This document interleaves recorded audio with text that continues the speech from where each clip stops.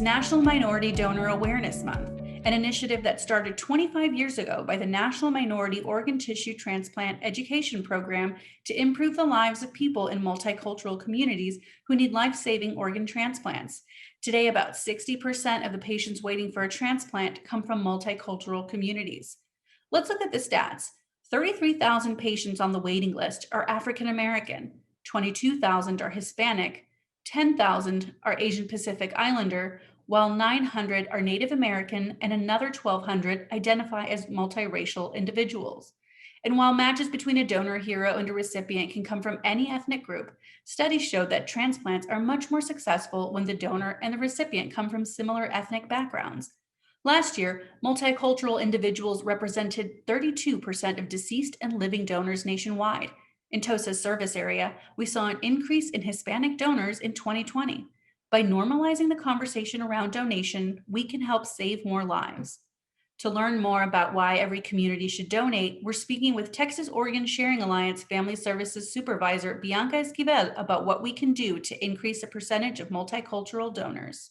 Bianca, welcome back to TOSA Talks. Thank you so much for having me. You're welcome. So in your experience with families, what do you think keeps a multicultural individual from saying yes to organ donation? I think a big portion of it that we have seen is obviously the shock and not ever having talked very much about end-of-life decisions. I think that's something that's quite common. Sometimes with multicultural families, there's a lot of influence with what you see in the media or what you hear. So storylines on television or movies, sometimes that actually comes up with families that we talk with. And so doing our best to dispel those myths and share information if there's space for that with families is really important and is something that we focus on as much as we can. The other big part is that most people think donation only occurs when there's some sort of trauma. But a lot of times donation also occurs in non-trauma. So it might be something as a result of maybe a heart attack or other medical conditions. And that can cause a lot of shock and uncertainty for families. So perhaps they might see their loved one and get really confused because their loved one looks like they're just sleeping. And it can be really difficult to understand a prognosis or a diagnosis. And during those times, we do our best to provide space and information for families to just process everything that they're hearing. So organ donation does not keep a viewing from being possible, does not interfere with any funeral plans that a family might have in place.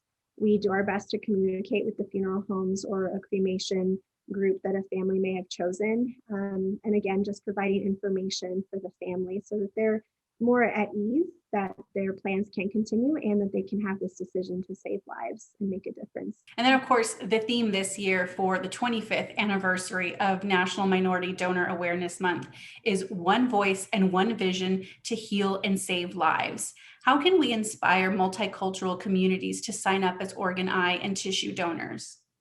I think sharing stories is a really important piece of that.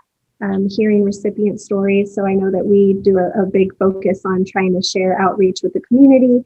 If you do sign up, if donation is meaningful to you, if you see a powerful story on social media, for example, and you decide to register, to be sure to share that decision with loved ones is a really important piece. A lot of multicultural communities, family is very important to them, and we see that a lot. So a decision may not necessarily fall on the legal next of kin. It may fall on, the grandmother or someone's aunt who has done such an amazing job at caring for the person who now has this opportunity to save lives. And so making sure to share your decision with your loved ones, hearing their concerns and voicing their concerns so that should anything happen, your family knows the decision you've made and will do everything they can to honor that. And then, of course, there's also a person from any ethnic background can receive an organ from any other individual. But we also know that studies show that if a donor and recipient have that same ethnic background, your transplant might be so much more successful. So if there's multicultural people who are waiting, it makes so much more sense that those people support the registry also. Yes, and that's really beautiful. And we have found that it's actually very meaningful to families as well. So when I present donation to a family, just knowing that they can impact someone in their own community.